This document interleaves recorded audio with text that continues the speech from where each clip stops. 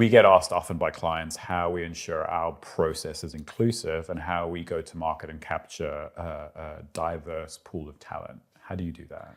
So I think we've got a number of different ways to approach this, and it does stand as quite different to a lot of the traditional kind of search models. I think for me, the critical first component is sector diversity, right? If you're sticking to a very narrow brief and you're running a search hunting from a specific sector or comparable organisations, the chances are, and highly likely, there's going to be a lack of diversity in that kind of aspect, whether it's diversity of thought, whether it's gender, whether it's ethnicity, so actually breadth of sector utilization is really, really critical. And that is certainly our approach in how we maintain our exec community across our global markets. So I think my advice to a client would always be, how important is an understanding of that niche sector? So does someone need to have sat in a law firm to be a really great CHRO in a law firm?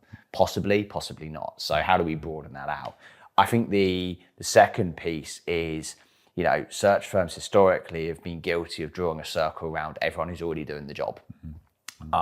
What we focused on as an organization that kind of operates in kind of free communities is being able to access candidates that are, highly talented and high potentials, who maybe haven't worn the t-shirt before, but have got all of the potential and the ability technically to do that role. So that's one access point. I think individuals who are doing that role at the moment, clearly that should be something to look at. And the final part is people who are maybe at a different stage of their life. Maybe they're on the down curve of their career, and they've been there, done that, got the t-shirt, but they want to do something different. So I think we challenge our clients to kind of almost shop from three different buckets and combine that into one search approach, rather than having a really narrow focus on a market. So technical assessment, ability to step into that role, and looking at a broad pool of sectors. Are clients willing to tap into talent that hasn't already done the role? Are you seeing an increasing openness to look at talent that's sort of ascending and that's the next step in their career? Or is there a higher aversity to risk and clients are looking for comfort in capturing someone who's already done the position? Yeah, a big challenge, a big focus we would have on this is the technical assessment of someone's ability to do the job, whether they've done it or not. So, have they got the skill set and the technical kind of ability to move into a CHRO role, for example. So I think that technical assessment is really, really critical, and that certainly helps as a specialist. I think in terms of appetite to hire into hire that sort of profile, it's looking at continuity into that role. So if you're hiring somebody who's going to grow in, you've potentially got a five-year yield in that person, rather than somebody who's going to come in, do the job, and maybe 2 years later, get bored. So I think there can be a tendency in a nervous market to make safe hiring, and safe hiring, unfortunately, is not always particularly inclusive, and it certainly doesn't access a diverse talent pool. So for us, it's around explaining, articulating, and taking a client through that journey.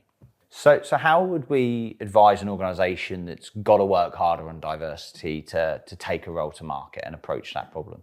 I think the trick is taking really a skills-based approach to assessing what the need is in the organisation.